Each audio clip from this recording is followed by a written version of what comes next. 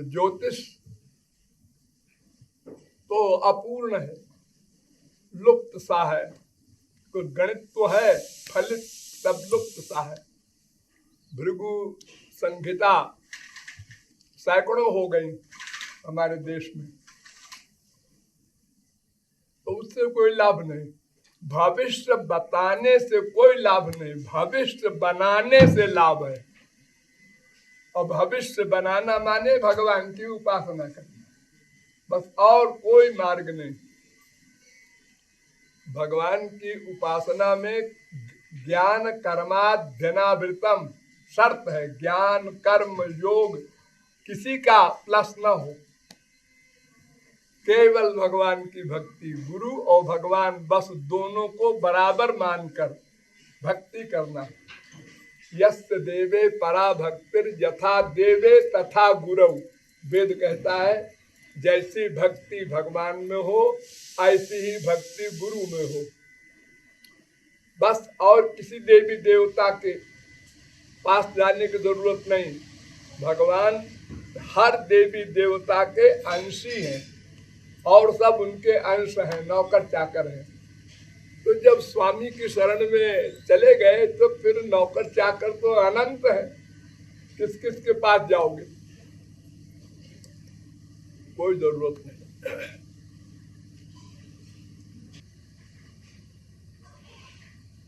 आजकल जो कर्मकांड होता है वो तो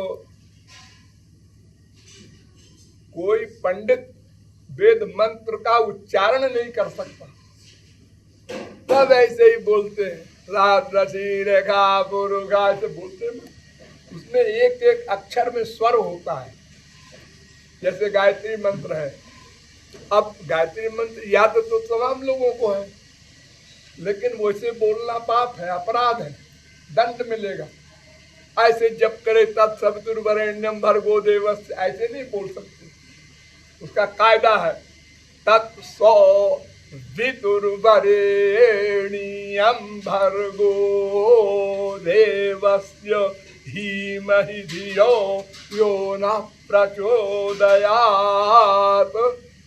ऐसे स्वर होते हैं वेद मंत्र में। वैसा न करने से एक राक्षस ने यज्ञ कराया, इंद्र शत्रु विवर्धस्व, ये मंत्र था। उसका मतलब था कि इंद्र का शत्रु बढ़े तो इंद्र मारा जाए। और ऋषि मुनियों को पकड़ के ले आया, जबरदस्ती की यज्ञ करो।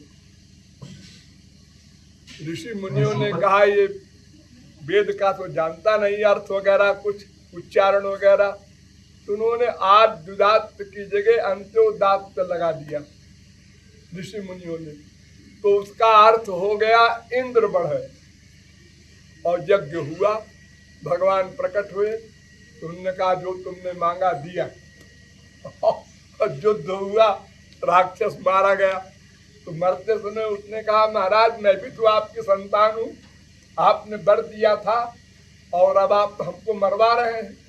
भगवान ने कहा भाई तुम्हारे वेद मंत्र का अर्थ यही होता है। उन्होंने कहा ये तो ऋषि मुनियों की गलती है। तो ऋषि मुनि तुम ही तो लाए हो, वो तुम्हारी जिम्मेदारी है। तो ये बड़ा असंभव है, कलयुग क्या बड़े और युगों में भी इतने कठोर नियम है। और फिर सबसे बड़ी बात क्या, उसका फल क्या है? कुछ दिन स्वर्ग में जाएंगे, वहां भी काम क्रोध लोभ मोह सब है जैसे हमारे संसार में है। सब छोड़ो, केवल राधा कृष्ण और गुरु का चिंतन और रोकर उनसे उनका दिव्य दर्शन दिव्य प्रेम मांगना, और कोई कामना लेके नहीं जाना भगवान के पास। अरे उनके हम पुत्र हैं, उनकी प्रेयसी है, कोई भिखमंगे है क्या उनसे हम मांगे? और फिर मांगे तो क्या मांगते हैं? संसार। इस संसार को तो अनंत बार भोग चुके हर जन्म में, उसे क्या मांग रहे हो?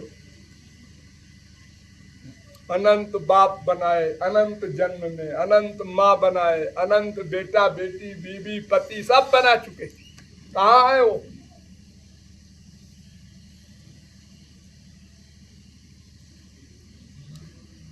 जिसको बनाना चाहिए उसको नहीं बनाया, बाकी सबको बनाया अपना। और किसी ने साथ नहीं दिया।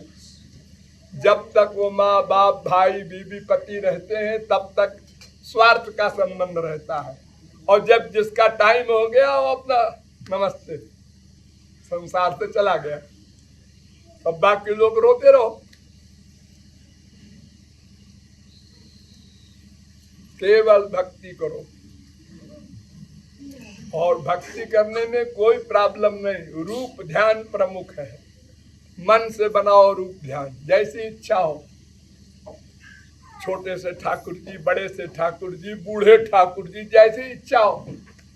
जो कपड़ा पहनाने की तुम्हारी इच्छा हो पहनाओ, मन से। बाहर से पैसा नहीं खर्च करना है, सब मन से। हीरों का हार पहनाओ ठाकुर जी को,